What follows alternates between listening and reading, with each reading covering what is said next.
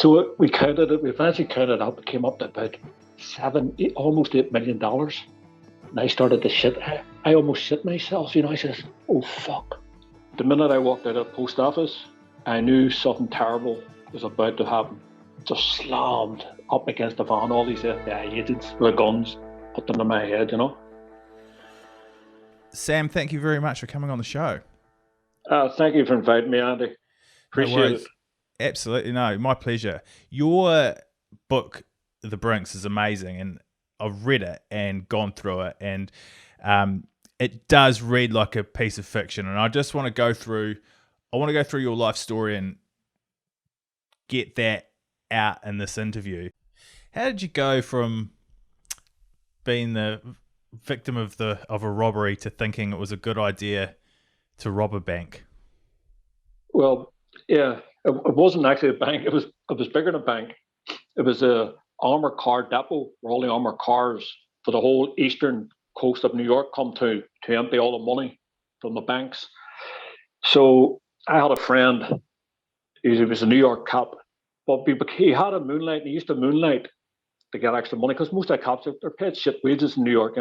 So they all have two jobs, and his job was to look after the Brinks depot in upstate New York. That's where my book comes from. The title of my book, On the Brinks.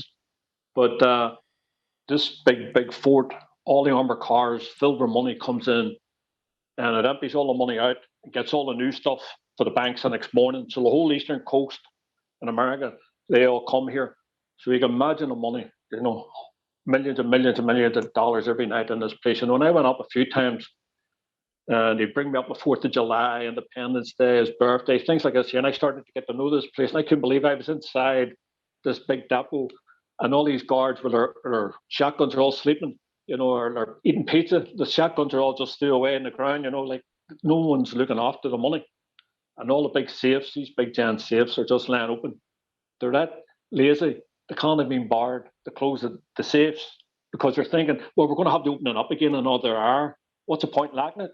This little idea started to form in my head about maybe, taking a lot of money out of, a couple of $100,000, one or 100,000, 200,000. I had this sort of idea to get this mad amount of money out of it, steal it, All right. So the day comes. What's the plan? How did you put the plan together? So late that night, we just hit it. We just hit the whole place when the guards were getting changed over. We waited till the guards went. And the guards stayed behind. What guards would be? We knew the guards would be on. There was only one guard we were worried about. He was an old guy. He's retired from the cops, but he was called trigger happy because he always kept talking about, if some motherfucker ever comes in here, I'm gonna blow his balls off. This is how he talked for years. He's watching all these old John Wayne movies. So we already knew about this guy, and I was praying to God, please don't let him be on tonight. Please don't let trigger happy be on. But of course, trigger happy was on. Oh God. But yeah, so I sort of got a bit nervous, not nervous for myself, just nervous that nobody else would get hurt, because of this guy, maybe going to be a hero, going to stop these robbers, And my partner and this guy was going to do it with me. We had decided nobody's going to get hurt here, no matter what. What was your partner's name? I never revealed who he was. Oh, okay. I never revealed his name, to anybody. Everybody has their suspicion. Everybody keeps speculating, but he was a good friend. All I say is he's an ex-Marine, and he was a tough guy. That's all I'll say. He was American. The FBI had their suspicion of who it was, but they couldn't prove it. So I'll leave it at that. And when your listeners read the book, they can try and figure out who it was too. But anyway, we got in, and your heart's pumping. You've got this. You're just hyped up for strength. The adrenaline. You're trying to control the adrenaline. You're now in this massive fort with all these big armored cars, and you're thinking about this money. But the first thing we had to do was put down all the guards as quickly as possible. So my friend, who's an experienced Marine, was able to put down two quite gently by threatening them. And I had to go and get these R2 guards that were down the tunnel. And one of them was okay. He fainted. He was hands up right away, did the right thing. No, don't be touching. You had balaclavas on, didn't you? Oh yes, of course. Yes, we Yeah. had the belly clappers from Belfast. We had them sent over specially, But he did the right thing. Just went down, put him down the ground, not a problem, tied him up, nice and gentle. But the other guy, trigger happy. It was like I couldn't believe he's standing there, and they had the hands out like he's going to take a gun out to me. I says, "Don't do it, pal. Do not do it. People are going to die. It's not worth it." And his hand kept going, no for the gun in the holster. I thought, "Oh my God, what am I going to do here?" And the next thing, he just collapsed. You know, his whole knees started buckling because he was about 67, 70 years of age. He's just there trying to get some money. Moonlighting. And he eventually just seen the whole stupidity of trying to do something against two robbers. But he probably thought they're going to kill me after this. I'm sure it was what's going through those people's heads. But they're all tied up, made sure they're okay, and we went about our business. Wasn't your friend Tom on duty? Tom's on duty, and this is what everybody speculates, because he was tied up too. Then he was taken away somewhere. He was dropped off, and the FBI said he was the guy that did it. You had to read the book. I'm not saying who it was. When you read the book, you can speculate who it was. But anyway, we started filling up a little van, and I was hoping for about 100, 200,000. I thought, wow, all this money, can't believe it, Well, we piled the van up, and we got in. We gave each other a high five, because it was brilliant. All the guards are all tied up, and we're getting out. Nobody knows, and nobody will know till tomorrow morning. We're going to get about 8 hours before the next shift comes on and finds all these guys tied up. We're going to be in New York, 8 hours away, have alibis. It's going to be brilliant, perfect plan. So we piled up the van, closed it, give each other a high five, and started the van.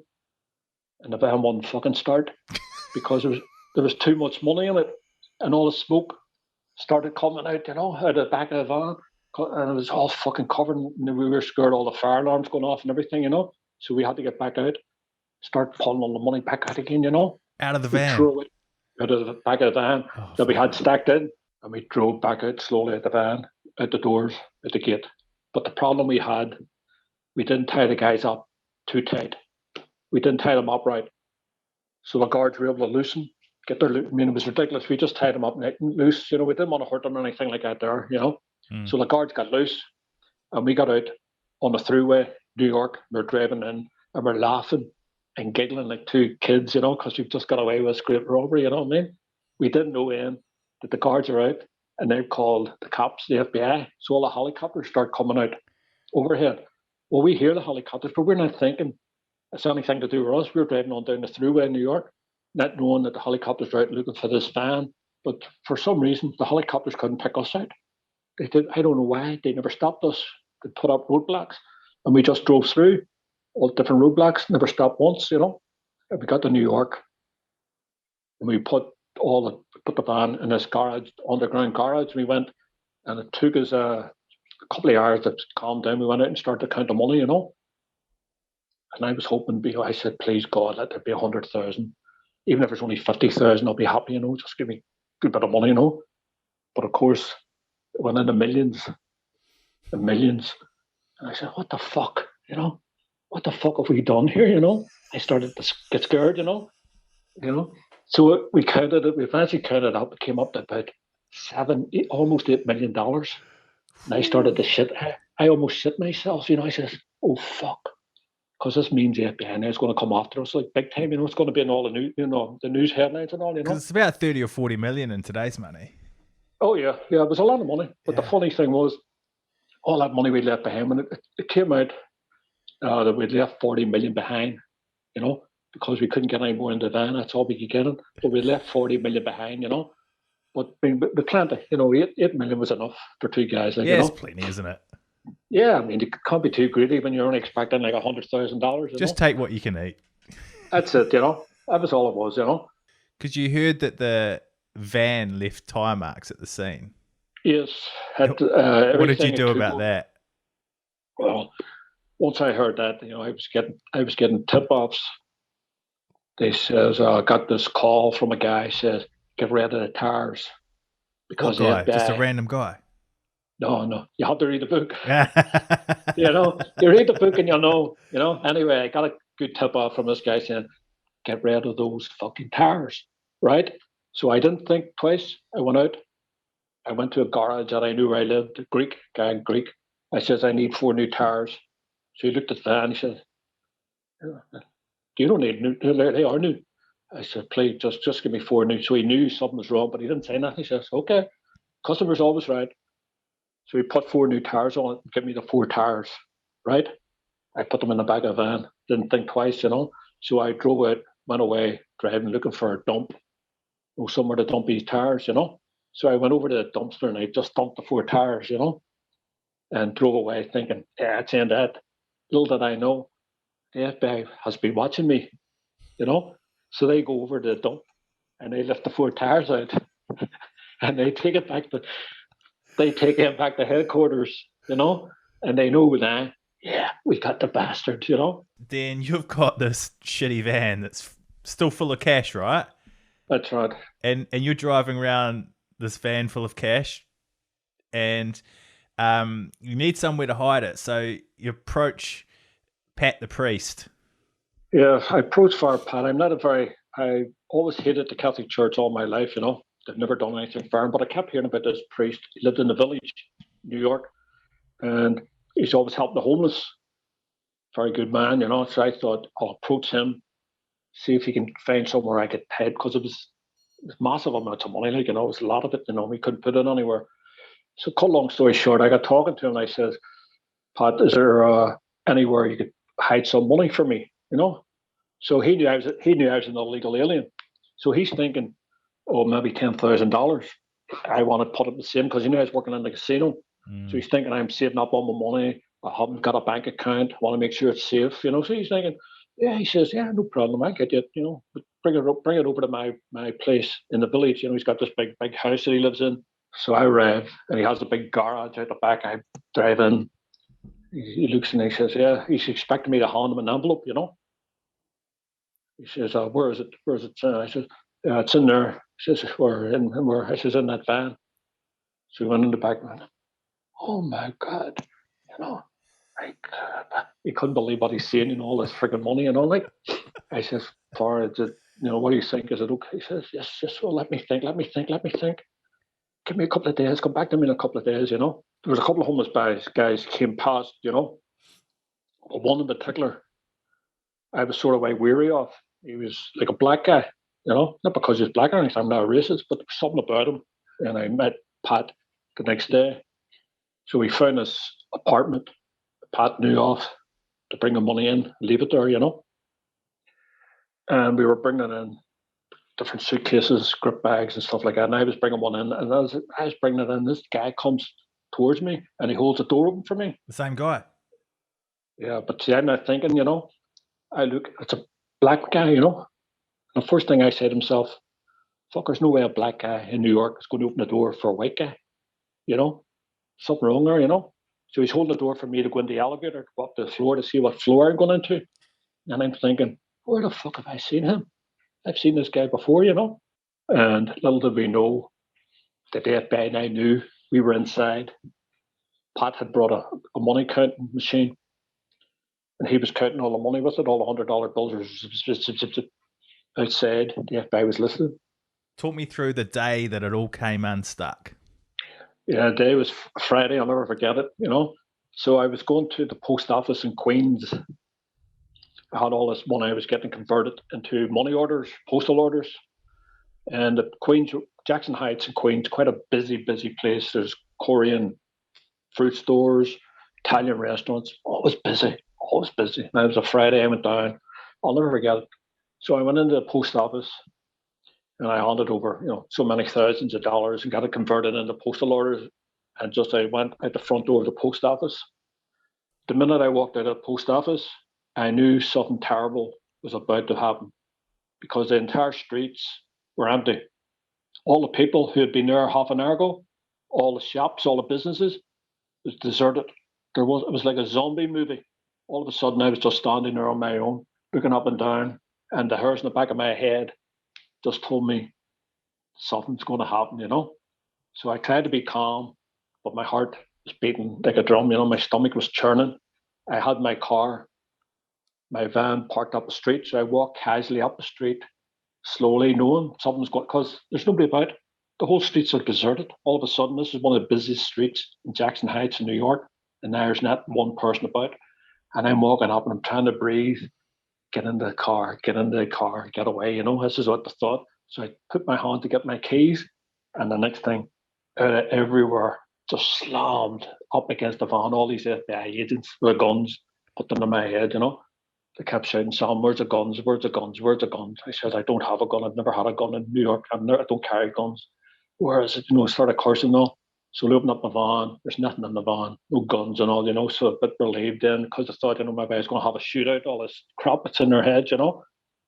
And that was the end of it. That was the start of the nightmare of being arrested. God. Everybody was arrested because the FBI had been watching us for about 6 months from the cars, and then they read the department facing me, and they were watching from that. And even my landlord said, "Fuck, I knew the FBI was watching them. I don't know why he didn't know."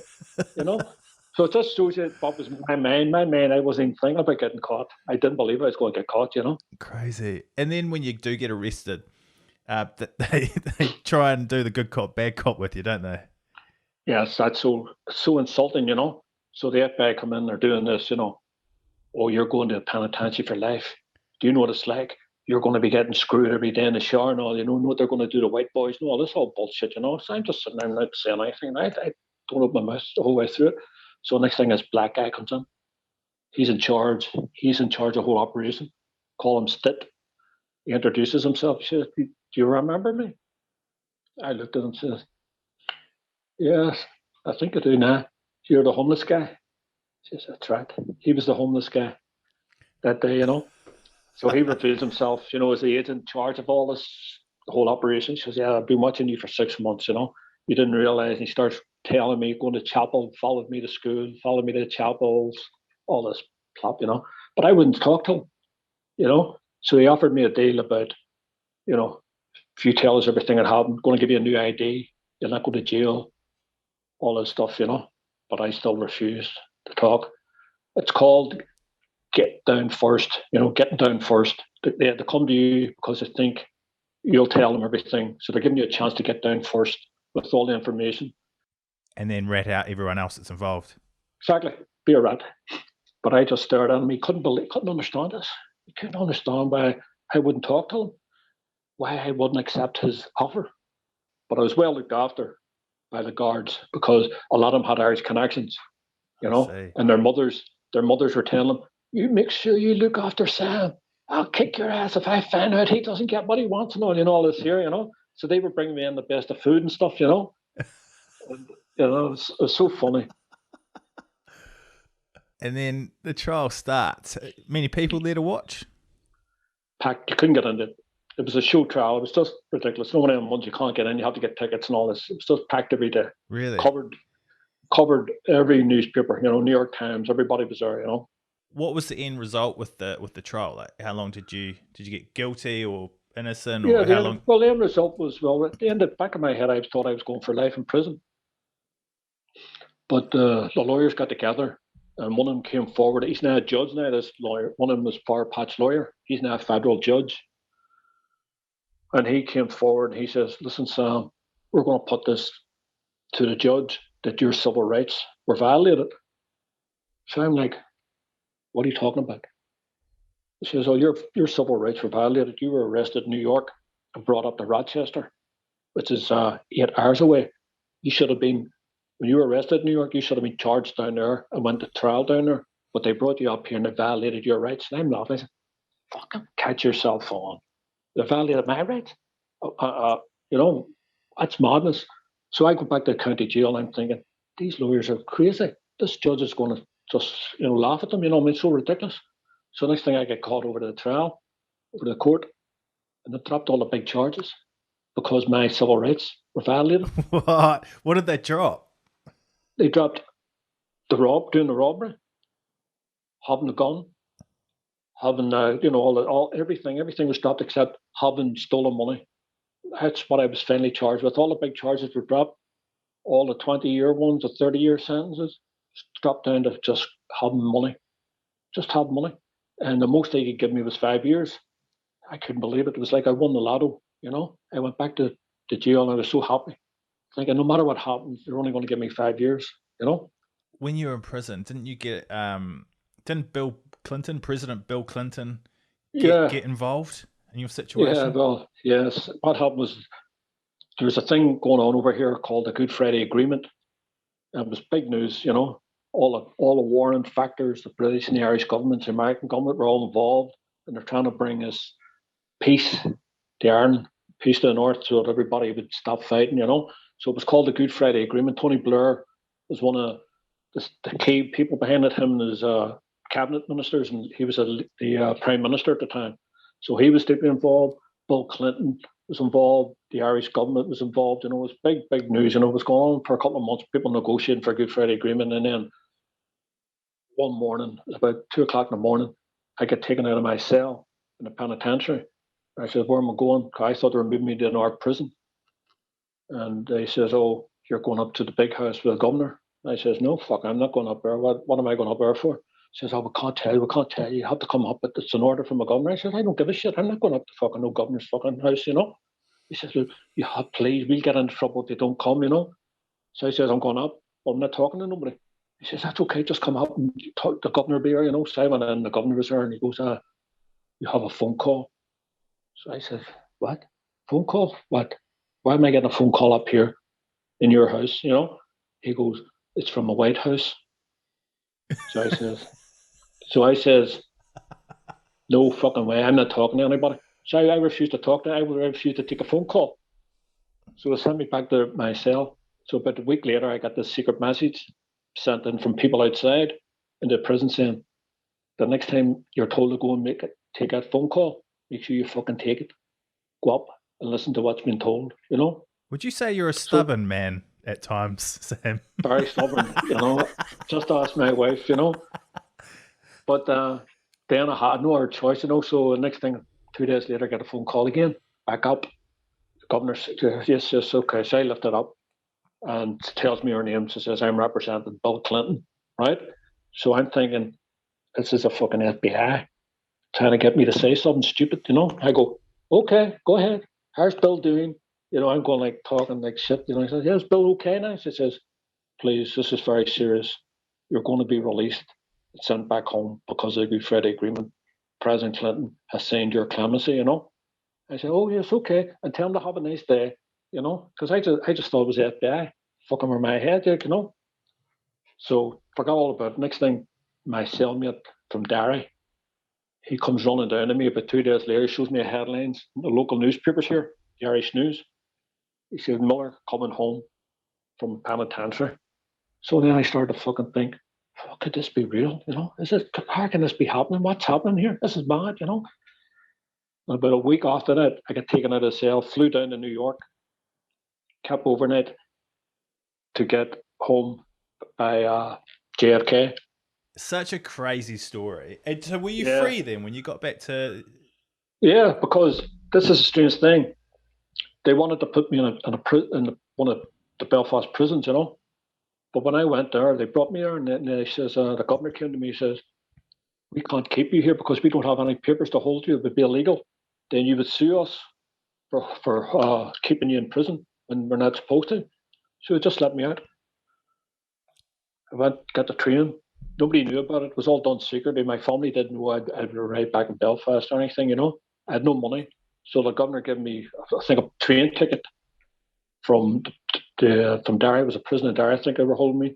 And I just went straight back into Belfast. And that was me home. Well, Sam Miller, thank you so much for coming on the show. Thank you for having me on. I appreciate it. No worries. And it is such a crazy story. Of course, it is getting made into a movie. Mel Gibson's on board with it now. Yes. If you want to read the book, I can tell you now, the book is incredible. You just, every page, you can't believe what is happening and what is going on. Highs and lows all the way through it. It is one of the best things I've ever read. I'm not just saying that to blow smoke up your Sam, but is incredibly well written. Congratulations on that. Thank you, Andy. You're a gentleman. Thank you very much. No worries. And thank you very much for listening. Would really appreciate it if you could leave us a review and tell us what you thought of Sam's interview. Until next time.